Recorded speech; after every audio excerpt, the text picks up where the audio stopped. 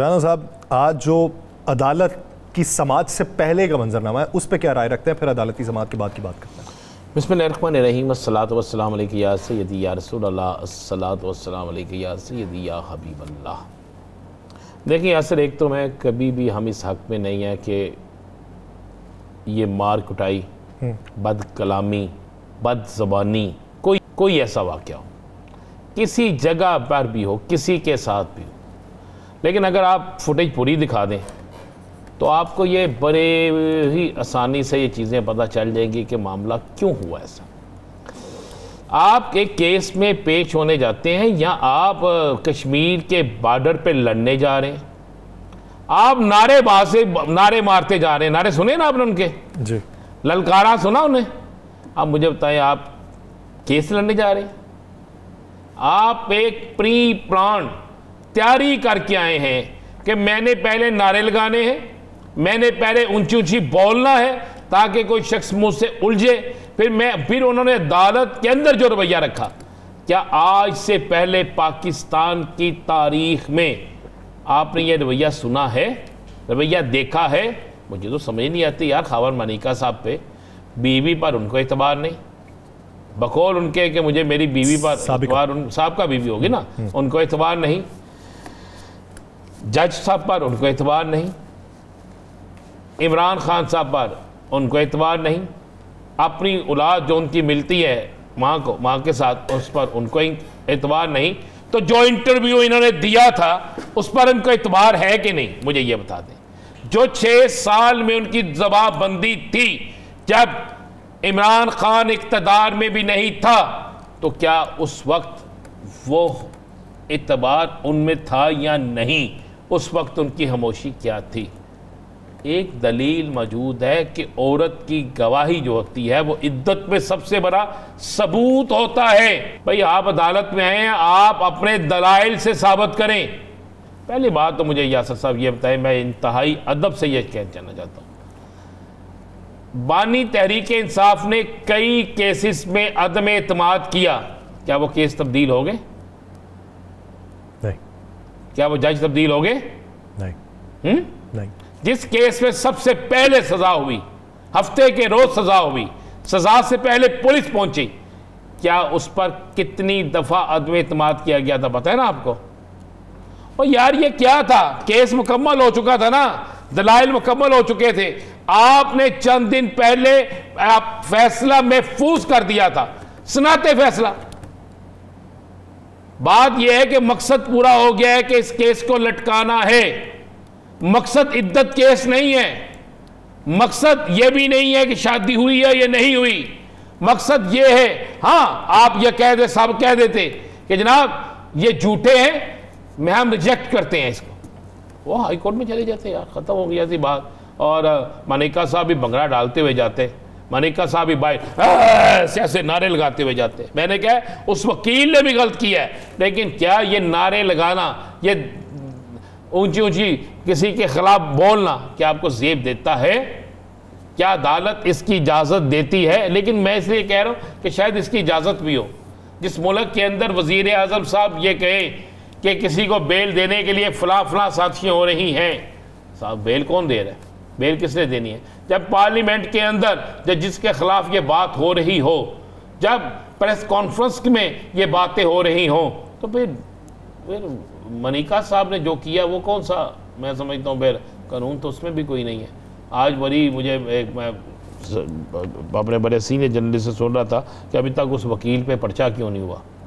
हजूर, अभी तक मनिका साहब पे पर्चा क्यों नहीं हुआ? FIR क्यों नहीं हुई कि उनका पहला बयान सच्चा था या अब का सच्चा है? ये भी तो एक FIR होती है ना, जो बयान कैमरे में मौजूद है, जो बयान टीवी पे चलता है, जो बयान सोशल मीडिया पे चलता है, वो सच्चा था या ये सच्चा था? ये फैसला करना चाहिए ना। उन्होंने किस हैसियत से अदालत के बाहर ललकारा, अदालत के अंदर ललकारा? क्या ये अदालत इजाजत देती है? नहीं इजाजत देती अदालत। अगर कानून में इजाजत है तो फिर ज़हन में रखिएगा हर रोज ये काम होगा। अदालत में वकला के लाइसेंस कैंसिल क्यों होते हैं? अदालत में तौहीन अदालत क्यों लगती है? अदालत के अंदर अदब के तकाजे क्या होते हैं, ये सोचने वाली बात है यासर साहब। बात यह है कि आज मैं समझता हूँ कि पाकिस्तान के अंदर बहुत सी चीज़ें आज दफन हो गई। इखलाक दफन हो गया, आज इखलाक बिल्कुल दफन हो के रह गया है। आज अदब दफन हो के रह गया है। आज कानून का वो दायरा दफन हो के रह गया जिसमें किसी को तहफ़्फ़ुज़, अदालतों का एहतराम, अदालतों के बाहर खामोशी, अदालतों के अंदर दलाइल, ये तीनों चीज़ें दफन हो के रह गई। मैं साबित कर सकता हूँ ये लड़ाई जो हो रही है, ये जो सारा कुछ हो रहा है, उससे पहले आप आवाज़ क्यों नहीं सुनाते? साउंड सुनाए ना, तो आपको पता चल जाएगा वो क्या नारा लगाता हुआ आ रहा है। नहीं, आवाज़ सुना नहीं सकते राणा साहब। तो फिर मुझे क्यों गिला करते हैं आप यार? उसमें दोनों तरफ से गालियां भी निकाली जा रही हैं। पहले कहाँ से हुई?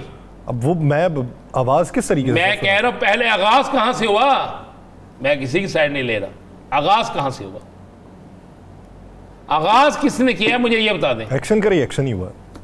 आगाज किया किसने यार? मैं नाम पूछ। तो मैं कह रहा हूँ एक्शन का रिएक्शन हुआ है। जारी बात है कि उन्होंने एक्शन किया होगा तो रिएक्शन ही आया। किसने किया? उसका कोई नाम तो खबर मानेका साहब की टीम। नाम लेना यार, आप तो इस तरह डर रहे हैं जैसे पता नहीं किसका नाम लेना है आपने।